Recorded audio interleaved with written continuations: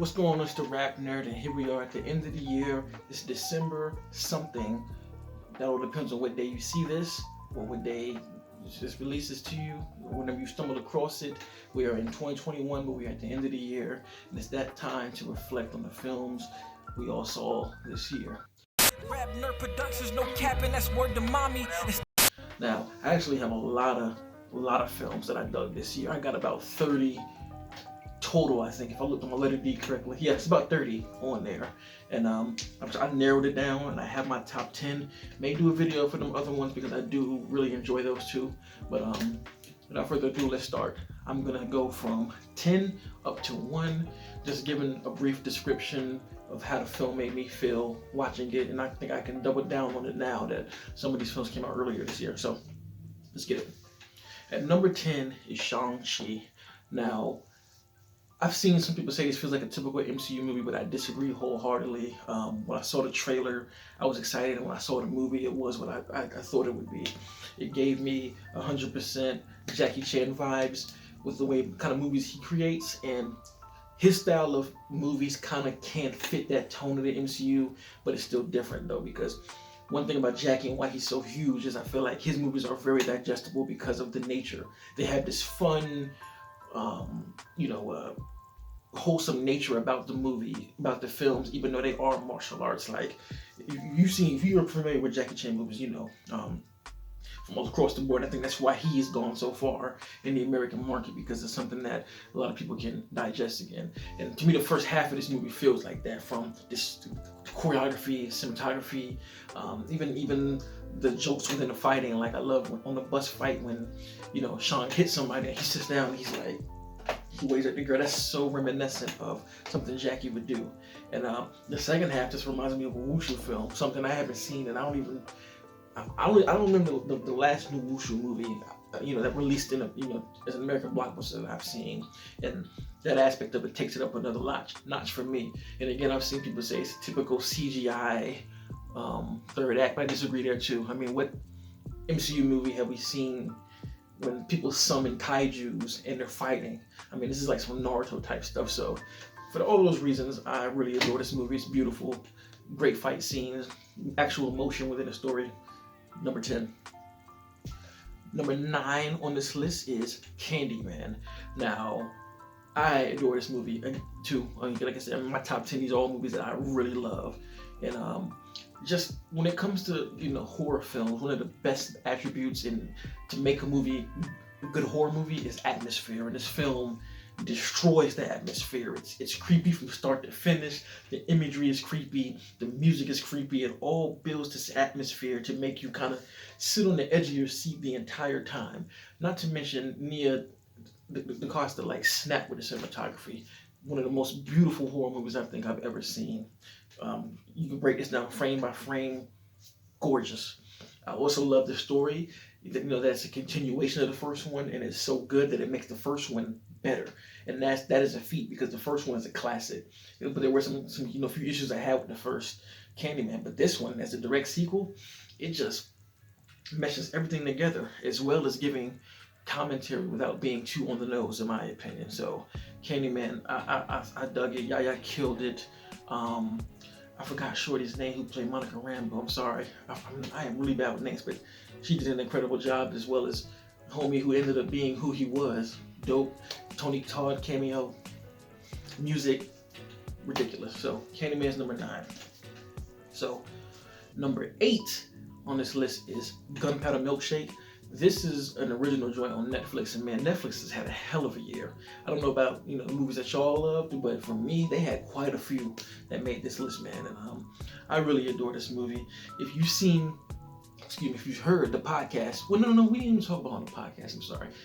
Just a personal conversation me and my man Kevin had, and Kevin, that's my guy on the podcast. He was telling me that he misses the days when all genres and subgenres of film were eating up the box office, and everybody was eating. It just wasn't one type of thing.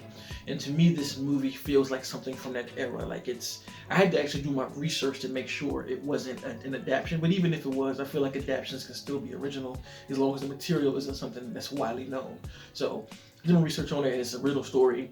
And this movie is just beautiful and just full of style. Like as an action movie, man. Like I've seen people reference John Wick. I don't think it's anything like that. Again, I put it more so like kind of the movie Wanted. I don't know if y'all remember the old movie with James McAvoy and I better call him Nelson Mandela. That's not what his name was. Name is killing me. I'm slipping. Like I'm not good with names. I'm sorry, but and Angela Jolie is in it. One where they curve the bullets. Like it reminds me a lot of that from the style choices and just the way that how wacky and zany it is. It is self-aware. It's kind of comedic, but it also takes itself very seriously. The fight choreography is stylized. I really dig the set design. Everything about this movie is just plush. Like it's one of those movies that really surprised the hell out of me. Like it is a visually stunning movie that offers some great action, and I did a review on it. All of these top 10s I did a review on it, but this one in particular got like no views because it's not a big IP, but great movie. It's on Netflix now. I know a lot of people haven't seen it, so I don't want to spoil it, but it's about this assassin who gets hired for a job. It goes wrong, and another job goes wrong as well, so it's like she messes up two ways and it just snowballs into something even bigger. Definitely check that out if you haven't already. So, number 7 on this list it's a collection of movies. Again, this is a Netflix horror films called the Fear Street trilogy. Now, really, I have 94 at this spot, but I like 94 and 78 like equally. Like a lot of people have 78 as the best one, and I love both of these. You know, I mean, like, and I'm like, you know, you can't have either one of those and not, you know, the third movie, which I also do like as well, which is in my top 30, like I was talking about. But I'm just gonna put those 3 movies, the trilogy, at the 7th spot, just because. I mean, another original IP from, you know, adaptation of R.L. Stine's Fear Street collection, which is something that's not well known. You know, it's not known like Goosebumps, but it's an adaptation of those stories, and it's just, we got 3 movies, a trilogy of an original slasher. As a horror fan, that made my summer, man. Like, that really made my summer, and I enjoyed all 3. If it's on Netflix, you haven't seen it, it's definitely worth watching. I tell you, I immersed myself in these movies. I literally watched each one twice the week they came out. I watched it by myself, and then I watched it with my wife. Excellent films. The story is a lot. I don't know how to. I'm not even gonna say the story. Just go to Netflix, watch the trailers, and just watch them all. Great. You can binge all 3 and have a good time. So, Fear Free Trilogy at number 7. Number 6 is another Netflix joint, Army of the Dead, directed by Zack Snyder. Again, an original property that is massive in scale. I mean, when it comes to the horror genre, I can probably say my 2 favorites subgenres is slashers and then zombies, and I feel like this movie takes zombies to the next level. Whether you love it or hate it, you gotta admit it takes it there. I mean, we talking about aliens, different forms of zombies, which I think is fucking cool, man. You got android zombies, like you got time loops, you got time travel, other dimensions. Like, this movie is a whole bunch in this 2.5 hours. Like, I've seen that movie a ridiculous amount of times. I think if you are a zombie fan, you should watch it. It's batshit crazy. Again, Netflix handing out that payola to let these creators create it, and that's why I really love streaming, because this is a movie that, you know, some studios probably wouldn't want to, you know, put money into. As Zach had a story, he had it for 10 years, and he couldn't find anybody to put some money into it, and goddamn, I'm glad Netflix did. So that's my number 6 spot. Okay. So now we're getting into the nitty gritty, 5 and up.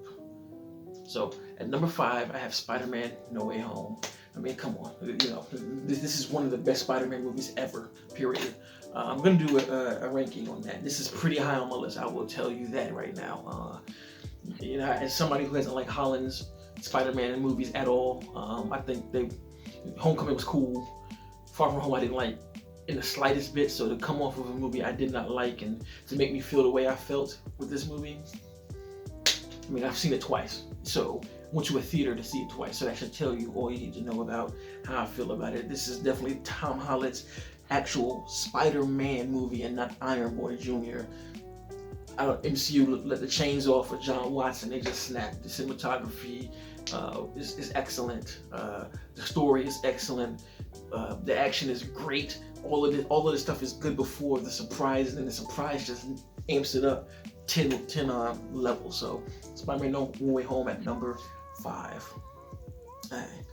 Next on the list, number 4 is Halloween Kills. Everybody who knows me knows I am a Halloween fan, so you best believe this one is at number 4. I really love this movie. I know this wasn't hailed as great by a lot of people, but I just like what they did with the lore of Michael Myers and applying what it did not only to Laurie, which is pretty much how we've only seen it.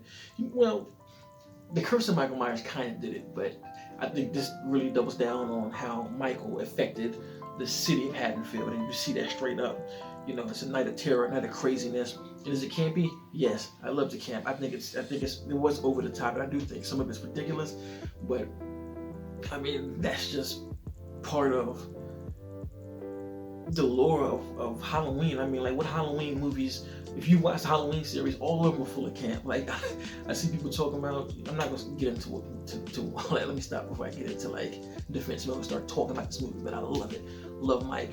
The extended version, pre-ordered, that one is it's only 4 minutes of extra footage, but I think I should have kept it like that, because I really loved how it ended. The extended cut is on, I think, is it on, you can buy this, you know, the digital, but I'm waiting for that physical. It's physical all day for me, baby. So Halloween is at number 4. At number 3 is Dune. It's another movie that I saw twice in theaters. Amazing, like, amazing. What can I say that anybody hasn't said? Like, I will say that this is like my sci-fi movie. I'm not like a huge sci-fi fan because I haven't seen people do it the way I want to see it, and this movie did it. Like, I always wanted a serious, visually striking sci-fi movie with some good action and story, and this gave me that. You know, in this age of digital effects, and shit's just crazy. Like, I did a review on that one too. I got to see it early thanks to Fanbolt. And it's just the perfect sci-fi movie for me. Like, not a huge Star Wars fan, not a huge Star Trek fan, none of that stuff. But this, to me, this mythology, this royal arc of the way the different planets converge, and it's just so dope, man. I just love it. So that movie is number 3, Doom. I can't wait to buy that one too. Got it on pre-order. Next on my list at number 2 is James Wan's Malignant. Oh, such a dope movie. Again, another original property that James Wan just brought to life. Like, it took some balls for this movie. I'm telling you, like, this is a film right here that I think is just so great to show somebody and don't say nothing about it. Just say, like, hey, this is a horror movie, just watch it. And this is just one of the most surprising movies I've seen. I saw it twice again.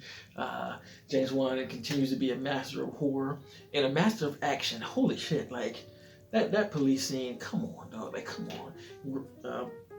I just love how it dwindles the line of, you think it's paranormal and then it goes another way, and it's one of the best slashers, best original slashers, excuse me. Like, this movie has the potential to be a franchise on its own, like how Friday the 13th is, Halloween. Maybe not that long, but it could be a staple character, a staple slasher if we do get a second one. I'm not sure if we will, but man, I adore this movie, man. Like, as a horror fan, James Wan, thank you. So that's at number 2. Now, number 1, you probably all can guess what this is if you know me. I mean, come on. Zack Snyder's Justice League is number 1. Perfection to me, masterpiece. I don't have any problems with the movie, none whatsoever. I think it's paced excellently. I still don't know how Zack was able to make a 4-hour movie feel like 2 hours. It's paced. Pacing is so well. Like, this is my best movie experience to date. I did so much prepping with this film. So many things happened with this film when I watched it. You know, I got to sit down at 8 o'clock and spend the next 4 hours watching it by myself, lights off, big TV, volume cranked up. I ordered a stuffed crust pizza, something I never do. My wife and my daughter were upstairs just chilling. They let me have my me time watching this movie. I was so immersed in everything. Oh my God, like, and I was, part of the fan movement that got this film, created. So as a huge Zack Snyder fan, he's my favorite director. If anybody knows me again, Zack Snyder is my favorite. So to see his vision finally be released, it was everything and more than I imagined it to be. And yet again, with Zack's movies from Man of Steel, BVS, to Justice League, there's a lesson I've learned in filmmaking. There are things that I've learned when it comes to films that I haven't learned through any before, these three movies. So these three will always be a special place to me. And like I said, Justice League, amazing. Action, off the charts. Cinematography, off the charts. The music, off the charts. The script, off the charts. There's not much more I can say about it. I love that movie to pieces, I love it so much that I haven't even watched it again, because I want to sit down and have the perfect time. Like certain movies, you gotta be like, all right, I gotta have the perfect layout to watch this movie. Like I gotta have time, food, no distractions, blah blah blah. And that's why I haven't even watched it before, again, because I need that time. This movie is that immersive. So there is my list of my 2021 favorites. Let me know what yours is. Comment below. Was yours similar? Was yours different? Just let me know. I love talking movies, man. Put me on to something if you haven't. I hope I was able to put you on to something that you haven't seen this year. So, Happy New Year. Wish you nothing but safety. I wish you nothing but success in this next year. And thanks for watching. Like, subscribing. Until next time. Peace.